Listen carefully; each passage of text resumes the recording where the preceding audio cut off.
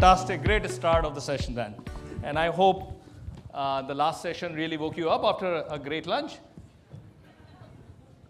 Great, great. So yeah, today I've joined with a great set of panel speakers in the learning space, in the talent space. They have been across various industries, so I'm sure we will try to unclutter things around transformative learning and what is a relevant mix and things like that. So I think that's our attempt. And I'm very sure that you will get some answers and some great advices for this. So to start with this panel discussion, I think I would like to really start while we have gone through, again, don't want to talk about COVID anymore. I know numbers are rising a bit. People are still in mask. We are not. But there is a lot of change which we have seen over the last 2 years, right? And while there is a lot of change, I think it disrupted the work. It disrupted the workplace. It disrupted learning for sure as well, right? So while there is so much of past, but looking at the conference theme of fresh eyes, what our panelists really thinks, and this probably is probably the short answer which I request, because I have a clock here. On when you start looking at these learning programs, what is the big challenge and one big opportunity you see, not just from the past, but more from a future-looking perspective in the year, right? Which is probably relevant till next TechHR at least. So, you want to start, Richa? So guys, even if the last panel didn't wake you up, we promise we'll do that job for you. And Ankur's coached us really well to say, keep your answers short. Don't you speak one extra line than what you're expected to. So we're going to follow that advice to the T. I think I look at challenge and opportunity in the same sync. Anything which is a challenge becomes an opportunity for us to grow. And as a function, learning, talent has really changed gears extensively. And if I were to maybe even talk about Indian mythology for a second, you've got Brahma, Vishnu, and Mahesh, right? Prior to COVID, L&D used to be a lot of Vishnu, which was sustainability. Do what you're doing, manage what you're doing, and keep doing that job really well. What we've got challenged with, and I think we're going to continue continue being challenged on that, is what can we now create as Brahma or curate in the learning sense, and what do we need to unlearn and destroy? We get very passionate about what we are doing, and I think that is one of the biggest challenges that we have. How agile are we? How ready are we for the workforce? Do we have a 5-year strategy? Are we ready to be nimble? I think that's the one big challenge I see. Yeah, thank you. And since you remind of the Indian mythology, it looks like, you know, Saraswati, Lakshmi, and Ganesh sitting here. So I'll go to. No, I'm looking at here. So Ashok, you want to kind of talk about that? Yeah, I think the challenge I'm going to talk about is people who are from IT industry will very easily correlate with that, although I think it's a challenge for everyone. See, last few years was a COVID challenge, which all of us know, and we've managed that well. I think that was a big opportunity from us, our point of view. But I think the challenge which has come after that is, especially from the IT industry point of view, is the great resignation. I think we are seeing resignation levels almost doubling up across the industry. And we have a big responsibility from the L&D point of view. Now what we have to do is we have to make sure that we train the people in a very structured and optimized manner so that we can create the business impact in the shortest amount of time. If we are not able to do that, this great resignation is going to kill us. I think that is the biggest challenge as well as opportunity for us. No, thank you, Ashok. Thank you. Preeti? Yeah, so Ankur and hello everybody. I think I resonate with both my co-panelists here, and I think, with the pandemic, while digital transformation has disrupted the way we work, and the skill life has become very, very short. So what is imperative for learning now is that we bring in learning which goes in the flow with the work, and not something which is seen as separate from work, and if you're able to do that is when I think what my co-panelist said here, that we are being able to make an impact. So going hand in glove, our agenda has to be mapped with the talent agenda and the larger agenda of the business, and that's when we'll be able to drive the impact that we are looking at. Thank you. Thank you. So let's deeper into this topic. And when we talk about obviously transformative learning, it is not something new. I think it was started way back in 70s, and there is a lot of focus of transformative learning on the learner experience, right? And we all know that. And it started as a theory, and people start experimenting it.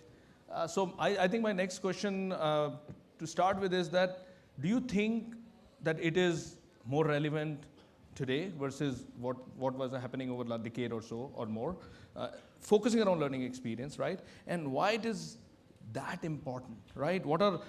If you can share some examples, and maybe I'll start with Ashok, if there is some great aha moments, if there something which you have done, especially on these transformative learning ideas, focus on learner experience. Okay. See, the thing is, gone are the days when learning function used to be a cost center or a support function. We are now the mainstream function, business line function, and supposed to be profit generating function rather. Until as we transform to that, we are nowhere. Now, earlier, maybe a few years back, our productivity used to be measured in terms of number of hours trained, number of people trained, number of learning hours and all that. And that has become totally irrelevant today. I think the way we are being measured is how many people we are able to train and deploy, what kind of productivity they are generating, are they delivering to the requirement which customer asks. I think that is the agenda. And the last and the most important, how quickly we do that. Because every hour is built, and the more number of hours you save in that, the more profit you are generating from that. So similarly, our budgets are not based on how much I spend in terms of buying a tool or a technology. I measured more in terms of how much money I save by making people more productive, more faster. I'll give you a very real life example, which we piloted a year back, and now we are going full hog. So that is, we hire about, say, 20,000 plus freshers every year. And freshers used to come, and we used to train them for at least minimum 3 months, 3 to 6 months. So that period is sort of a pure cost on the organization. Now, if you have to optimize that cost, what else we can do? We can't make them learn 16 hours a day instead of 8 hours. That's not possible. So we did a pilot where we started pre-onboarding training. So we started training them even before they join us. And that training, because we already mastered the art of this online learning and hybrid learning in the COVID times, that came very handy. And some of our partners like Skillsoft and all, they provide excellent content and platform to implement that. So we started this learning for about 6,000 freshers this year. And those people are going through all this learning in a hybrid mode, where focus is on making them learn on their own through e-learning platforms, only provide them doubt clearing sessions. Right. And big focus from us is on two things. One is on the effectiveness of the training, how to make it effective. And second is, how do we improve their communication skills? So these are the two things. Now on the effectiveness, I'll quote another example which we did. The 5,000 people, if we have to train, and almost every week they submit assignments, and those assignments need to be checked by the concerned trainers. It's an impossible task. You can't do it. So we created a round robin kind of structure where fresher A is reviewing B, B is reviewing C, C is reviewing D. They submit bugs back to the person, and they fix it, and in the process they learn a lot.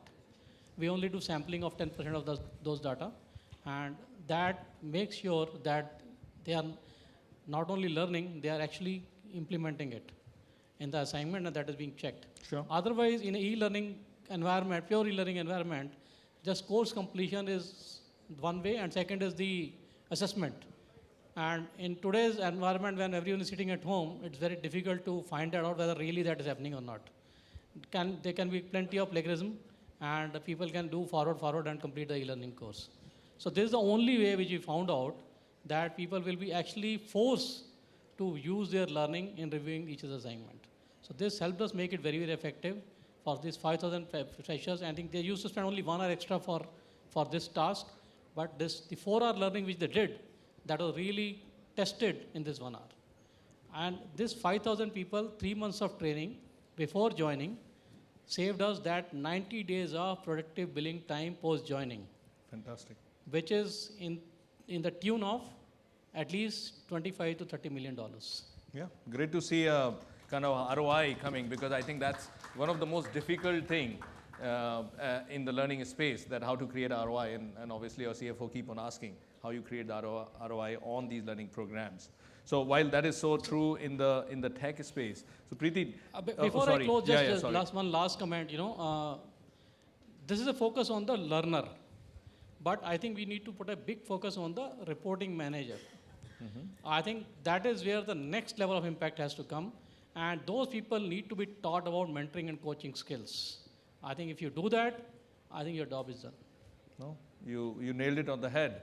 I think what we are also realizing with thousands of our customers is not just the learning and the adoption of that learning or really impacting, but to really make it a lot more impactful, I think the coaching interventions, which used to happen for a very small segment of people, are becoming a lot more wider. And concept like digital coaching is really catching up there, and see a lot of interest. So Priti, while I think there was a lot of talk around tech talent, and you have a variety of talent coming from SBI Cards, how you see this whole area, different, same?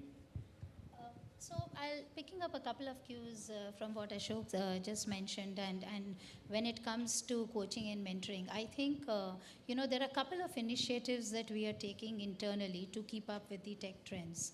So as I mentioned earlier, learning is no longer seen as just takers of orders, where the business comes and says ki kal ye training deliver kar do, ya do a presentation skills for us, or a conflict management course for us. I think today the call for learning and development is to come to the forefront and address bigger priorities.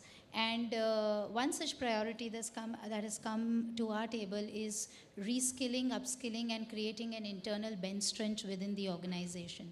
So we recently introduced a pilot with the IT team, information technology team, where we created an information technology leadership academy, where we opened nominations to everybody across organization who may or may not have a degree in IT or engineering, but aspire to make a career in IT.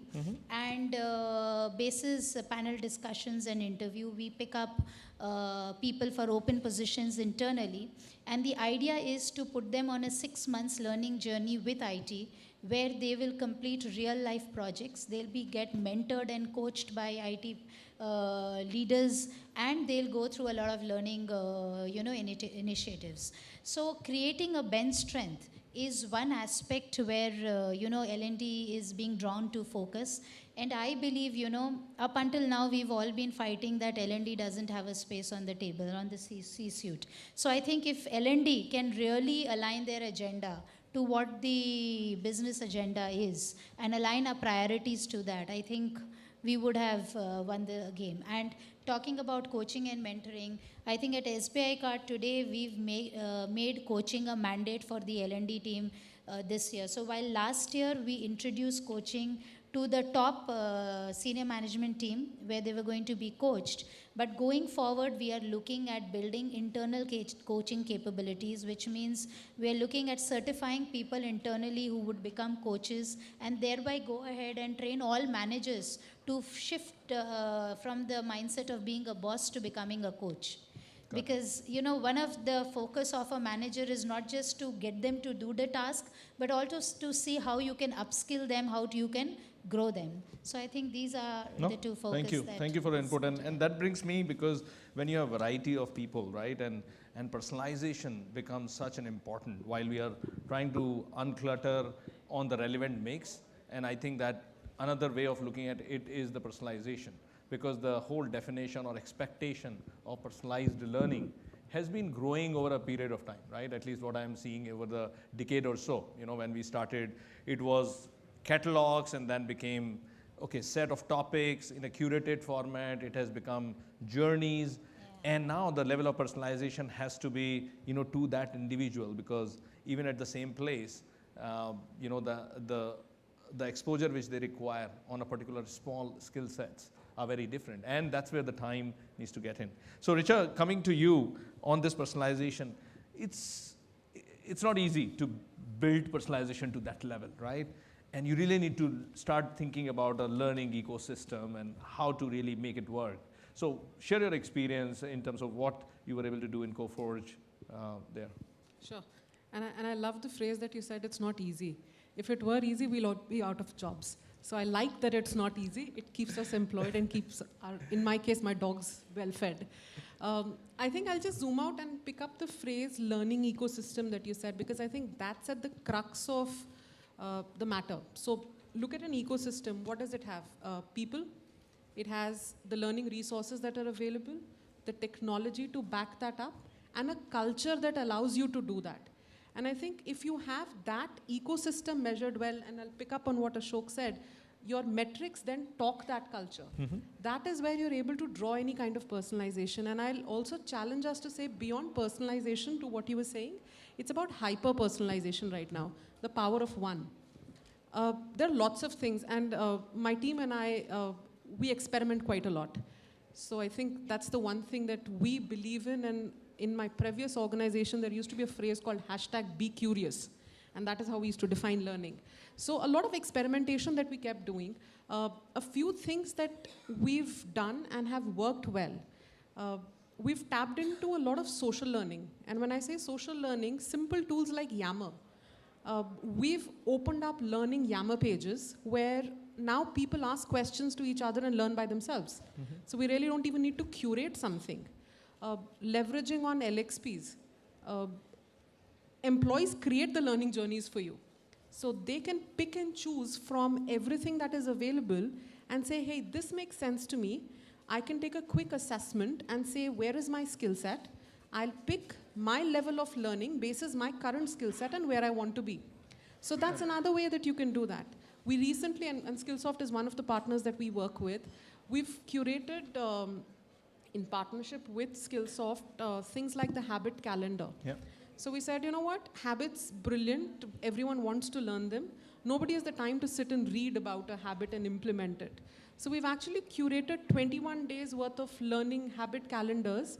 Learn at your own pace, anytime, anywhere, whenever you want, pick a small module, a nugget. There's an assessment, there is a piece of knowledge that you can pick up and easily experiment with. Attention span of goldfish. Anyone in the room here knows what's the attention span of a goldfish? Shout out the number. 9 seconds? Close to 8 or 9, it depends on which goldfish are you trying to tap into, right? I was reading an interesting one which actually said that in today's digital age, the attention span of a human, if not engaged well, is 7 seconds, which is 2 seconds less than a goldfish. I don't know if it's a compliment or not, but that's the audience you're dealing with. We start looking at our phones otherwise. Yeah, we start looking at our phones. We say, even in the panel, I don't like this answer, I'm going out. There's another one available, right? Because the options are so many. So I think that becomes the crux of personalization. Right. Can I give the person what he or she needs just in time, the right amount of it, and they tap into it? I think that's the journey we are on. And picking up something which you talked about in terms of sharing, right? Sharing playlist, and this is something which we have been doing in Skillsoft as well, and we have seen a great adoption when we launched something like this. That people created playlists just like your, and then that gets shared with your colleagues and people. The adoption of something like this, which is ready-made, and these are now not looking at 5 or 10 or 20 people creating these versus everybody and anybody creating these. I think those are some great things which are happening. Thank you. Richa. So Ashok, any additional points or something more on the aha moments?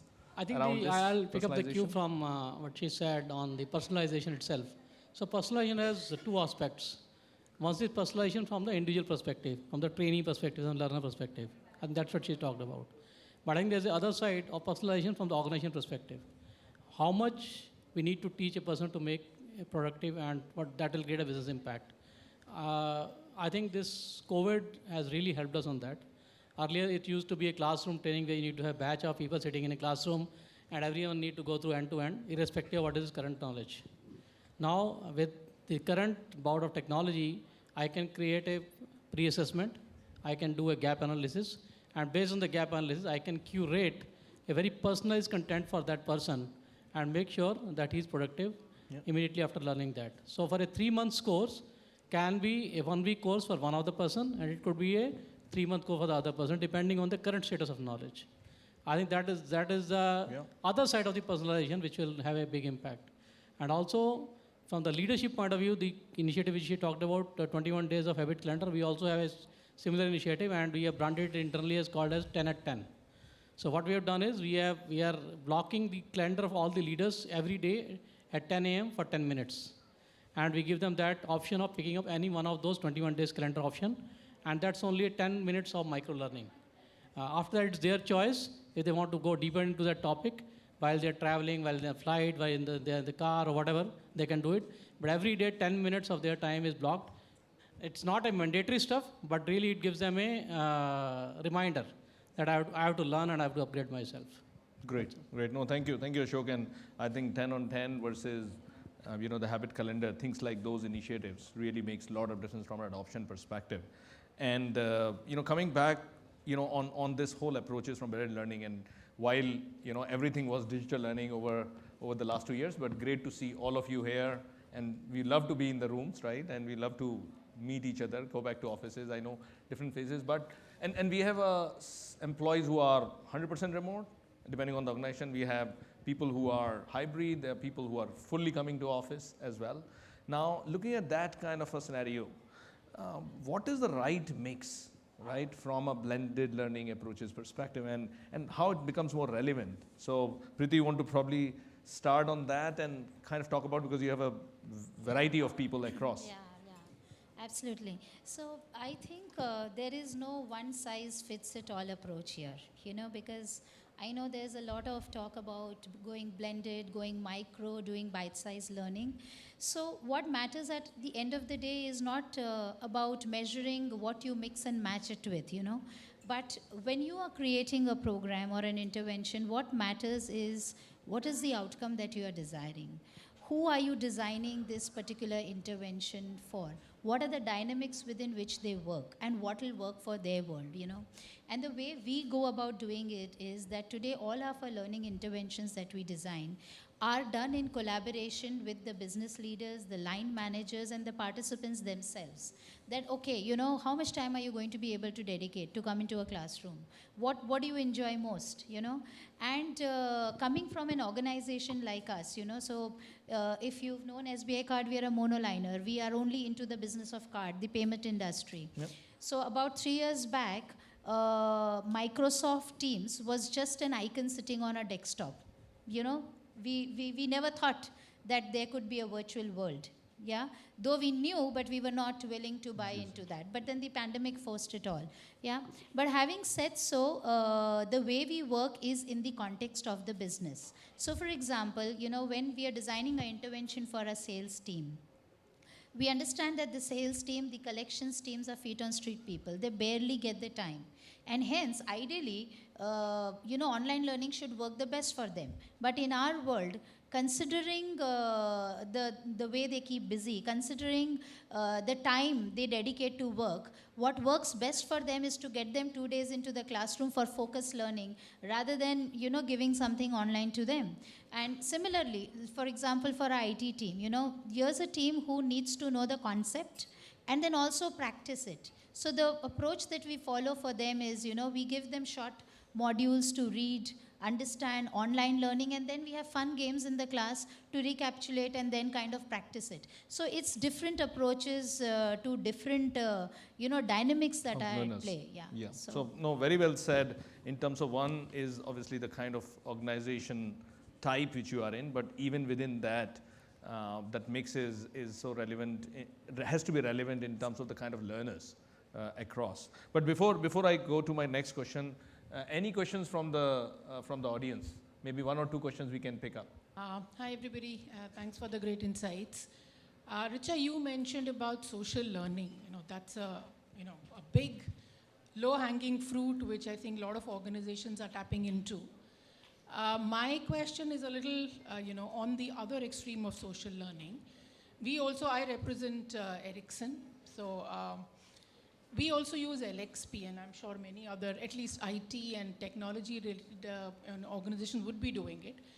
The challenge that I face, and we're still kind of not sure what the solution would be, so I just wanted to maybe have, and it's open to anybody who wants to answer.